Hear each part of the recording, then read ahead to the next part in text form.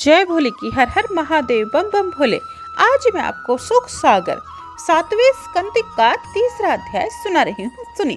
दिति माते है दे सांतना तब हित रिपु बलवान, गिरि मंदर कंदर गया त्याग अपनो थान, हेम कशिपु कर उग्र तब लखी चतुरानन आने, दिया विवश हो दैत्य कहे मन वांछित वरदान।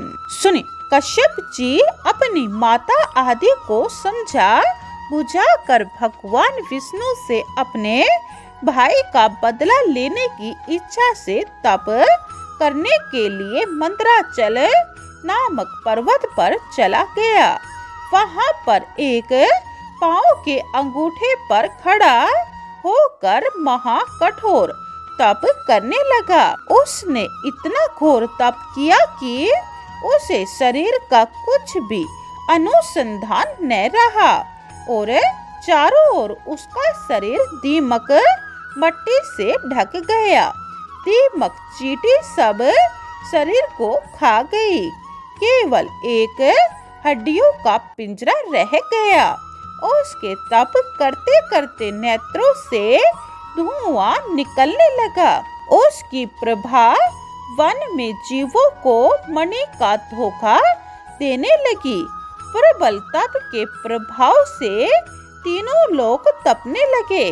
समस्त जीवों के प्राण घुटने लगे। तब देवता दुखी होकर श्री पितामह ब्रह्मा जी के पास गए। ब्रह्मलोक में जाकर उन्होंने प्रथम श्री ब्रह्मा जी की स्तुति की और अपनी प्राप्त हुई संपत्ति दशा में शांति स्थापना के उद्देश्य को लेते हुए पुनः उन देवताओं ने ब्रह्मा जी से कश्यप के तप का कारण पूछा। देवता बोले, ब्राह्मण हिरण्यकश्यपु तो बड़ा दुष्ट एवं पापात्मा है। उसने पहले साधु ब्राह्मणों को अत्यंत सताया था, जिसके कारण सभी हरि भक्त इधर उधर छिप गए थे और दुष्ट वह वरदान प्राप्त कर तीनों लोकों का राज्य करेगा और पापों की वृद्धि एवं धर्म का विनाश करेगा। यदि उसको वरदान न मिलेगा तो वह भी अत्यंत अनिष्ट कारक होगा, क्योंकि उसके तप के कारण जब विश्व की अभी ही ऐसी परिस्थिति है तो आगे वह उसके तप का और भी विशेष रूप होगा। जीवों के प्राण तो अभी से घुट रहे हैं, अतः हे दीन बंधु, आप उनका शीघ्र ही कोई उपाय कीजिए, जिससे विश्व का कल्याण हो और विश्व में शांति की स्थापना हो।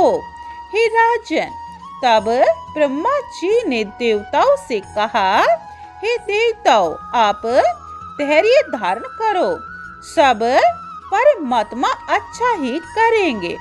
मैं अभी उस हिरण्यकश्यपु के पास जाता हूँ और उसे वरदान देकर तप करने से रोकता हूँ। ऐसा कहकर वे भृंगु दक्ष प्रजापति को अपने साथ लेकर हिरण्यकश्यपु के पास गए और जाते ही उन्होंने उसके ऊपर अपने कमंडलू का जल छिड़का, जिससे वह शरीर से पुष्ट एवं कांतिवान हो गया। दीमक वगैरह सब दूर हो गई और उसके नेत्र की प्रभा दमकने लगी। वह नया जीवन पाकर खड़ा हुआ और ब्रह्मा जी की भक्ति पूर्वक स्तुति गान करने लगा। तब ब्रह्मा जी ने कहा, हे कश्यप नंदन, तेरी परम तपस्या से मैं अति प्रसन्न हूँ। अतः तू अपनी इच्छा अनुसार जो वरदान चाहे सो मांग। तब हिरण्यकश्यप बोला, हे प्रभु, मेरी याचना है कि आपके द्वारा रचे गए किसी भी प्राणी से मेरी मृत्यु न हो, न मुझे मनुष्य ही मार सके और न पशु ही, न दिन में मरूं और न रात में, न धरती पर मरूं और न आकाश में, न बाहर मरूं न अंदर ही, और न किसी शस्त्र से मारा जाऊं और न किसी अस्त्र से। समस्त देवता मुझे ही माने। इतना सुनकर ब्रह्मा जी ने कहा, अच्छा ऐसा ही होगा।